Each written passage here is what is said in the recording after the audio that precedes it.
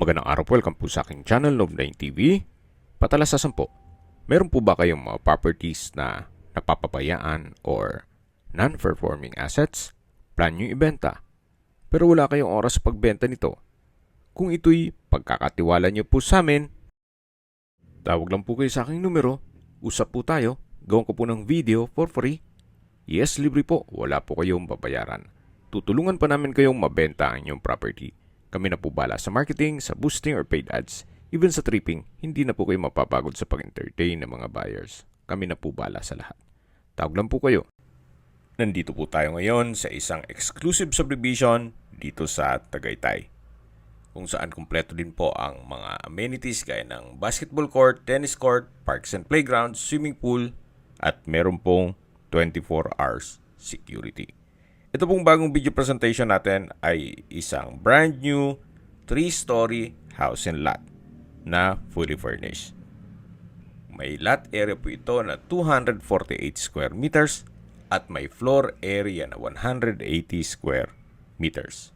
Meron po itong 4 bedrooms, 4 toilet and bath, may 3 balkonahe, may maid's room with toilet and bath, at meron pong 2 street access. Ito po yung nasa likod, na kung saan meron din pong stainless na steel gate. Then yung doon naman sa kabilang side ay yung main road. Yung unang parte po ng video, yun po ang harapan ng bahay. Bali po nasa likod po tayo ngayon. Tungkol naman po sa quality nitong pagkakonstruct, ito po'y owner's built. May pagbabago lang sa kanilang plano, kaya bebenta na lang po nila itong kanilang bahay. At meron din pong water reservoir na kakasya ang 1 kubo. Yan naman po'y in case lang ng water shortage. Although maayos naman po ang water supply ng subdivision. Napaganda po ng lokasyon nitong subdivision.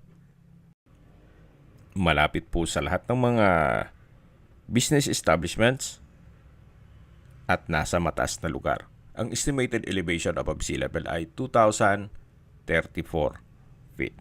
Napaganda po nito para sa inyong retirement. Gawa ng napakatahimik po ng lugar, sariwa ang hangin, at malamig po ang klima. Ito po yung garahe na diretso po yan hanggang dun sa likod. Dito po sa harapan ay meron pong garden set. Yan po yung pasad. Modern design na rin po ito at well-maintained. Kaya kung sakali mo na ma-acquire itong property, pwede nyo pong lipatan kaagad. Meron po itong mga corner windows hanggang 2nd floor. Then dun po sa 3rd floor ay meron din pong roof deck. So may ilang mga ornamental plants din po dito. Then may access gate papunta sa service area. Itong bakod ay stainless na rin po, pati main gate at secondary gate. Then dito po yung pedestrian gate. Ito po yung tinutukoy ko kanina na garahe at driveway. So tagusan po yan hanggang dun sa kabilang gate o street. Ito pong flooring ay Peebles design. Ito pong concrete walls ay meron ding disenyo. Then dito po sa garahe ay may polycarbonate na roofing. So ito po yung main door, kung saan ito'y naka-double solid wood door. Samahan niyo po ako, pasok po tayo. Welcome po dito sa bahay ni na Madam. Ito po yung living area. Malaking bagay po yung mga glass walls and windows. Nakakapaaliwalas po siya. Then napaganda po ng light fixtures dito sa ceiling. Then premium tiles ang ginamit dito sa flooring. Lahat pong kagamitan na makikita nyo ay kasama po yan. Then dito naman po ay may painting at may maliit na kwarto dito na may wooden shelves para sa mga pampaswerte at yung CCTV monitor. So mula po dito sa living area o salas. Matatanaw natin yung hagdan. Then yung corner windows. Ito po yung main door. Bago po tayo umakyat dyan, check po muna natin dito sa may access door papunta sa service area. Then may aluminum screen door na rin po siya. So yan po yung ornamental plants kanina na pinakita ko. Mapapansin nyo po dito sa service area, pati po itong concrete walls ay naka-tile flooring at meron pong polycarbonate na bubong. So yan po ulit yung living area. At matatanaw naman natin yung dining area. At meron pong customized glass window. Ito pong wooden dining set na may glass top ay kasama po yan. Napaganda din po nitong light fixtures. At mula po dito sa dining area, meron pong wooden frame na sliding glass door na enclosure po yan sa dining at kitchen. Ito naman po yung formal kitchen. Ito pong refrigerator ay kasama po yan. Meron pong pull-out shelves or organizer pantry basket na may glass door at wall-mounted kitchen cabinet. Dito naman po yung range hood and gas range na may built-in oven. May owning type kitchen windows, then double stainless sink with faucet. May wall-mounted kitchen cabinet at drawers. Then naka-wooden design din po itong ceiling at may pin lamps. Meron pong access door dito na solid wood door. Papunta naman ito sa garahe. So hanggang dito po mapapansin nyo, hindi siya talaga tinipid. Napakaayos, naka-stainless gate. Then itong concrete walls, may disenyo. Then meron pang tempered glass. Then polycarbonate din po yung bubong. So kung built-in cell po sila, malamang hindi po sila papagawa ng ganun. Kasi additional costing pa yan eh. Gaya na nasabi ko, may pagbabago lang sa kanilang plano kaya bebenta na lang ito. So kung meron man po kayong PWD or senior citizen sa pamilya, ito naman po yung kwarto para sa kanila. Naka-solid wood door, sa spasyo, malaki. Then meron pong glass windows, may wooden bed frame and buttress, at bedside table na may drawer. Meron na rin pong brand new na split type aircon at light fixtures. Ito naman po yung wardrobe. Then napaganda po ng disenyo ng ceiling, wooden design with pin lamps, at dito naman po yung toilet and bath na naka-solid wood door. Pero po itong bathroom countertop, hand wash basin with stainless faucet, bathroom cabinet, naka-tile bathroom wall from floor to ceiling, meron pong bathroom window with blinds, a water closet with bidet, at shower enclosure. May towel holder, dalawa po yan, then 2-layer na bathroom shelf, at may hot shower set. So ito po yung toilet and bath dito sa first bedroom. Then hanggang dito po may bathroom window na nag-serve as natural sunlight. At tunghayan niyo po ulit itong first bedroom bago tayo lumabas. So sa spasyo, malaki po. Gaya na sabi ko, kung meron po kayong PWD or senior citizen sa pamilya, itong kwarto na to ang para sa kanila. Then paglabas po, yan po yung former kitchen na pwede pong maglagay ng breakfast table. At ito naman po yung dining area na may glass walls at matatanaw yung driveway. Mula po dito sa dining, matatanaw natin yung living area o salas at nandito na po tayo sa stairs o hagdan. Then meron pong secret door dito na papunta naman sa understairs na powder room. Naka-solid wood door din po ito. At maayos din ang bathroom fixtures. May hand wash basin, water closet, at from floor to ceiling po ang tile bathroom wall. Meron din po itong vanity mirror at bathroom window So, balik po ulit tayo dito. Yan po yung secret door. At yan yung dining area na nai-present ko na kanina. So, ito na po yung hagdan na kung saan ito yung naka wooden staircase, wooden handrail, at glass railing. Dito naman po ay may staircase window, then may light fixtures. Okay, samahan niyo po ako, akyat po tayo. So hanggang dito po ay naka wooden staircase din siya at nandito na po tayo sa second floor. Meron pong solid wood na console table with drawer. Ito po yung hallway.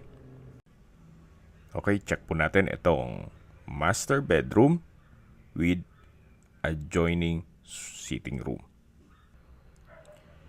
May customized glass windows, drawer and dresser with vanity mirror, split type aircon, light fixtures, wooden design ng ceiling with pin lamps, then ceiling cove design, at meron pong access door na made of wooden frame and glass papunta dito sa may balkonahe.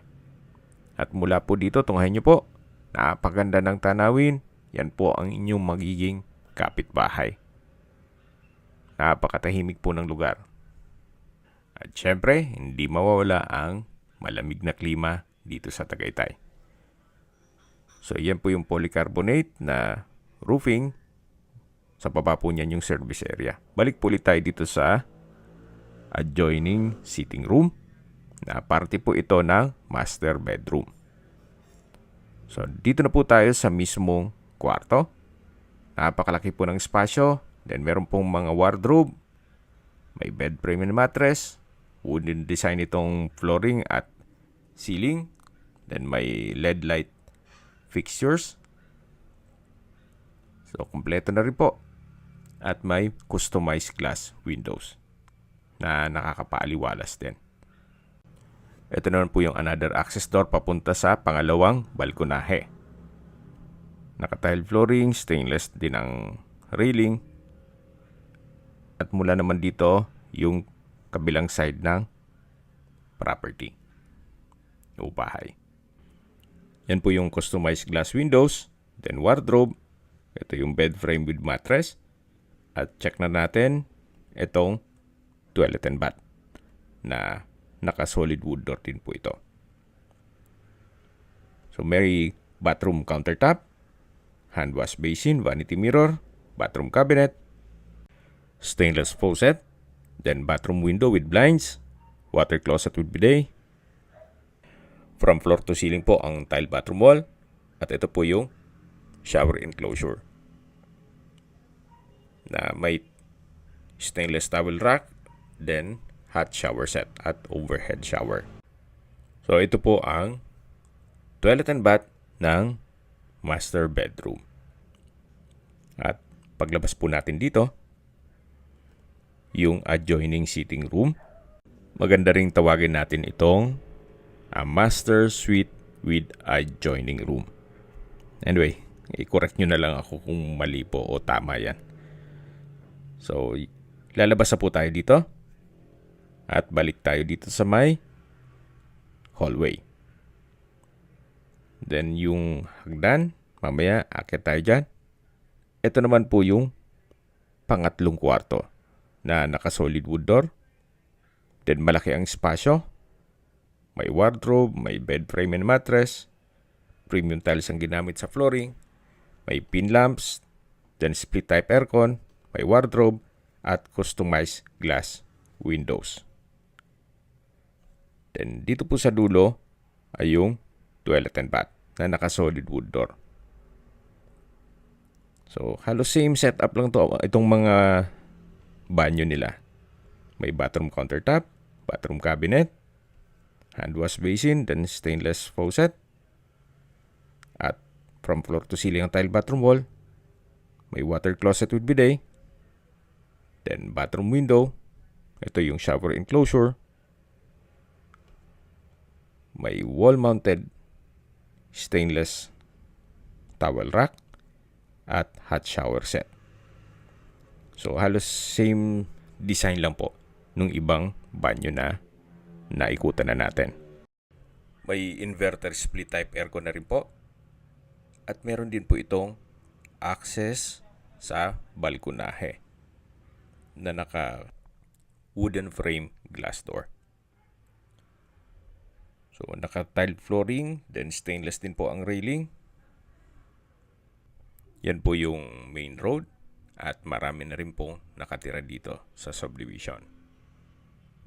Sa security, wala pong problema, gawa ng mahigpit po.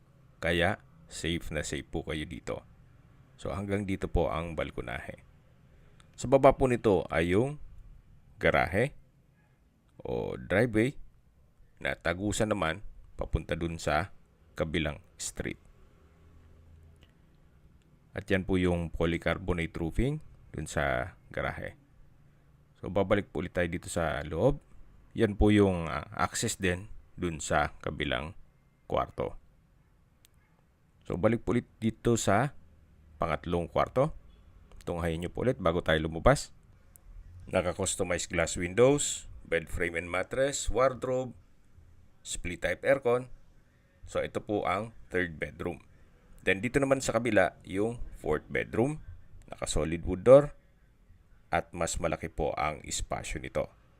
May bed frame and mattress, may study table and drawer, then split type aircon, center lamp, pin lamp, may curtains, then wooden design itong tile flooring, at meron din po itong sariling toilet and bath na naka solid wood door. Check po natin, pasok po tayo. So ganun din po, may bathroom countertop, hand wash basin, stainless faucet, bathroom cabinet,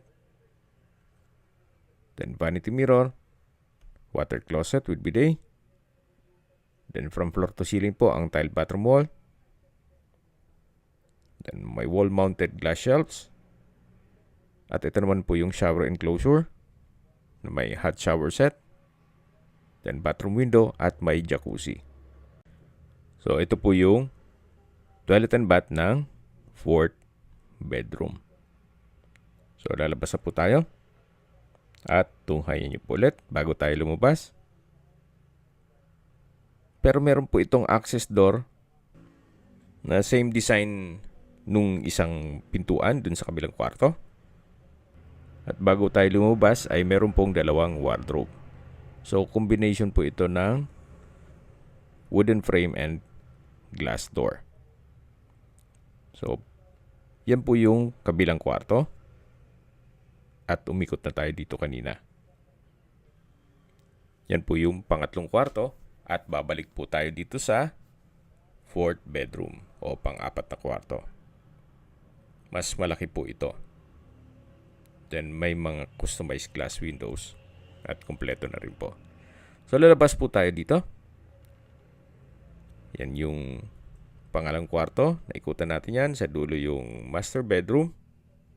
Then dito naman po yung hagdan o stairs. Ganun din po, naka wooden staircase, wooden handrail at glass railing. Meron din pong staircase window na nag-serve as natural sunlight. So nandito na po tayo sa third floor. May mga customized glass windows din po. Maganda rin po itong gawing family room, entertainment room, or penthouse. Depende po sa magiging purpose nyo once na ma-acquire nitong property. Sa dulo po pwede pong lagyan ng divider para gawing kwarto. So meron din po itong access papunta dito sa roof deck na napakalaki po ng espasyo. Naka-tile flooring, then meron din pong stainless na handrail. Hanggang sa dulo po yan. Na pwede pong extend yung room kung gusto nyo pong mas malaki po ang espasyo. Lalagyan nyo lang ng bubong dito. So again, depende yan sa magiging purpose nyo. Kung sakali man na ma-acquire nito at malaking pamilya po kayo. Habang naglilibot po tayo at pinagmamasdan nyo po itong kapaligiran, summarize ko lang po sa mga nag-skip ng video. Ito pong property ay nasa loob ng isang exclusive community na kompleto po ang amenities at meron pong 24 hours security. Kita nyo naman po, napakatahimik ng lugar at malapit po ito sa main gate at clubhouse. May lot area po ito na 248 square meters at may floor area na 180 square meters. Ito po ay tatlong palapag o 3-story na may 4 bedrooms, 4 toilet and bath, may tatlong balkonahe, may maid's room with own toilet and bath, fully furnished, well-maintained, kaya ready for occupancy. Anytime po, pwede nyo na pong lipatan kaagad once na ma-acquire nito.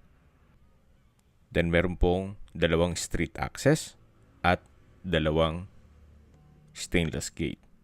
Okay, sa distance, location at travel time portion na po tayo.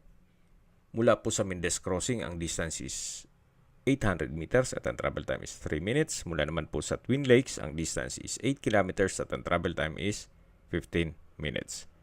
Mula naman po sa Sky Ranch, ang distance is 3.5 kilometers at ang travel time is 16 minutes. Mula naman po sa Tagaytay Rotonda, ang distance is 7.6 kilometers at ang travel time is 22 minutes. Kompleto na po doon kayo ng malls, hotels, restaurants, banks, schools, church at hospital. Yan po yung lagi kong binabangkit sa inyo na dapat nyo i-consider sa paghanap ng property, yung meron pong malapit na hospital. Hindi ko naman po sinasabing sakitin kayo. Yan naman po for emergency purpose lang naman. At mula naman po sa Calax, Aguinaldo exit, ang distance is 22.9 kilometers at ang travel time is 45 minutes. Ang Calax po ay connecting South Luzon Expressway, Skyway, all the way to North Luzon Expressway at ibang parte ng Metro Manila. At mula naman po sa Manila o sa airport, ang distance is 63.4 kilometers at ang travel time is 1 hour and 30 minutes. Okay, nandito na po tayo sa kabilang side ng bahay. Yan po yung garahe. At yan po yung balkonahe ng mga kwarto. Meron pong mga brick stone design. Then concrete garden set. At stainless din po itong bakod. So yan po yung side ng kusina. At dito naman po ay may pathway. At yan po yung water reservoir. Just in case lang naman na magkaroon ng water shortage. Dito naman po ay may common toilet. Kung sakali man po na may bisita na pwedeng gumamit ng banyo. Okay, naikutan na po natin buong property. Pag-usapan na natin ang presyo nito. Binibenta po ito ni owner sa halagang 25 million pesos. Which is fair deal na rin. Maayos at quality ang pagkakonstruct at malaki po ang floor area. Hindi lang po doon, fully furnished at nasa loob ng isang exclusive community. Kaya po nang nasabi ko sa inyo kanina, ito po yung owner's built. Kaya hindi po tinipid. Kung may mga katanungan po kayo, tawag lang po kayo sa aking numero. At sa mga kababayan naman natin nasa ibang bansa, meron po akong Telegram. Sa mga iPhone user naman, may iMessage. Meron din pong Imo, Skype, Viber at WhatsApp. Same number lang po, 0917-316-3399. Sa mga nagtatanong naman po ng aming Facebook, meron po aming Facebook page na Nov9TV at Facebook Real Video. Meron din pong TikTok at Instagram. May ibang YouTube channel po kami na Nov9TV channel, Nov9TV Listings, Nov9TV On The Spot, at Nov9TV Updates. Sana po naibigyan nyo ang video presentation. Paki-like and subscribe na lang po sa aking channel para ma-update din po kayo sa aking future listings. Kung sakali po hanap nyo yung mas malaking sukat ng lupa, mayroon din po kami ibang listings na pwede nyong pagpilian.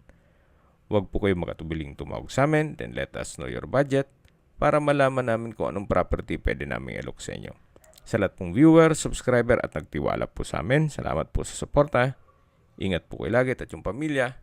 Maraming salamat po.